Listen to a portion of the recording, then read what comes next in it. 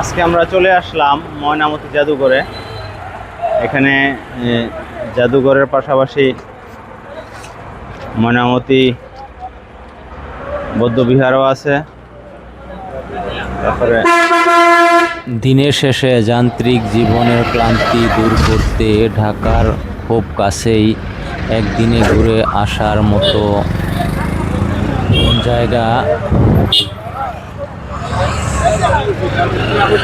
জায়গাটি আসলে ময়নামতি জাদুঘর। কুমিল্লার প্রাচীন নিদর্শনগুলোর শালবন বিহারও যাব আমরা। অন্যতম এখান থেকে এই ঢুকতেছি জেলা। এই যে শিভামণি টিকিট কেটে ফেলেছে। এই যে আমার আন্টি, এই যে আঙ্কেল।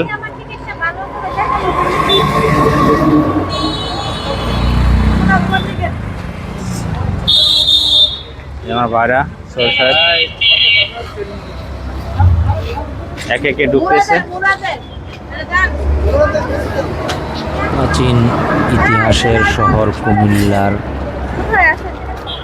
ঐতিহাসিক ময়নামতি জাদুঘর।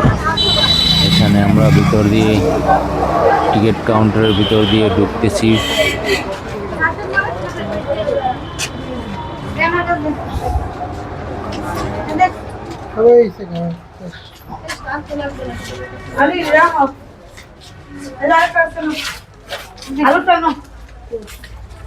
ভিতরের পরিবেশটা দেখুন। এই যে ফুলে ফুলে গাঁদা ফুলের ছড়াছড়ি, নাইস ভিউ। পাশাপাশি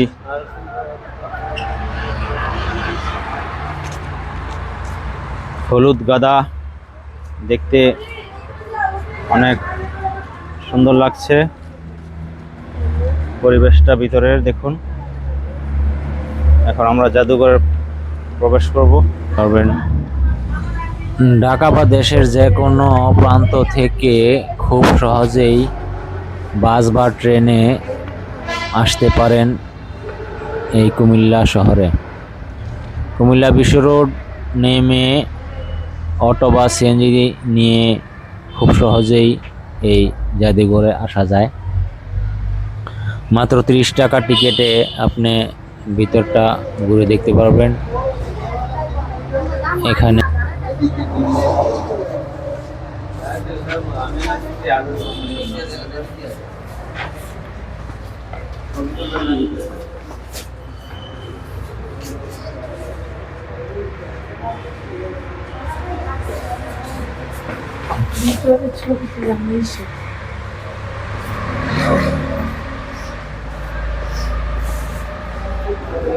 এর বিষয় এখানে ভিডিও করতে দিবে না।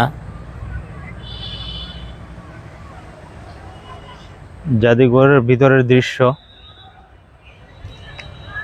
গেটটা খুব সুন্দরভাবে বানিয়েছে।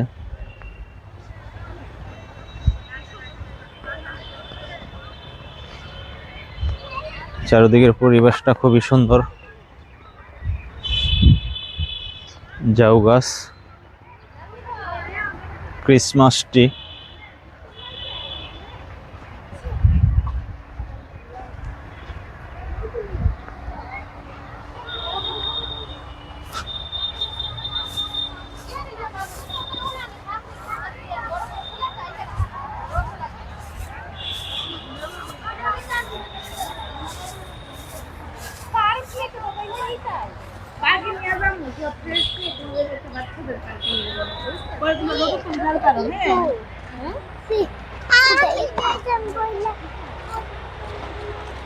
একদিনে ইতিহাস আর আপনাদের জাদুঘরে এসে কিরকম লাগতেছে?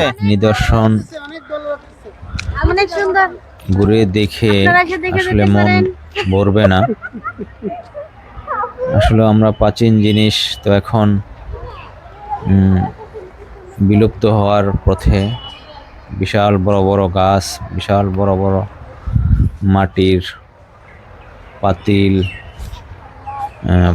প্রাচীন পয়সা এসব দেখলাম।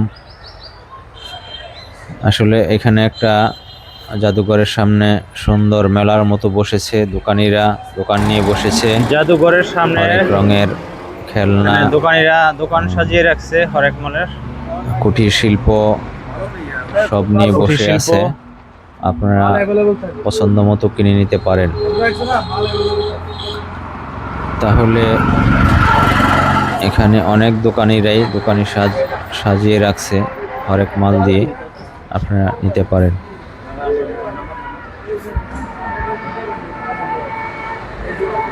এসব ঘুরে আমরা এখন শালবন বিহারের দিকে যাচ্ছি। শালবন বিহার ঘুরে আবার আরেকটা ভিডিও নিয়ে আসবো আপনাদের সামনে। এই ভিডিওটি ভালো লাগলে লাইক, সাবস্ক্রাইবার এবং বন্ধুদের সাথে শেয়ার করতে ভুলবেন না। প্রাচীন নিদর্শনগুলো দেখতে হলে পরের ভিডিওতে জন্য অপেক্ষা করুন। আল্লাহ হাফেজ।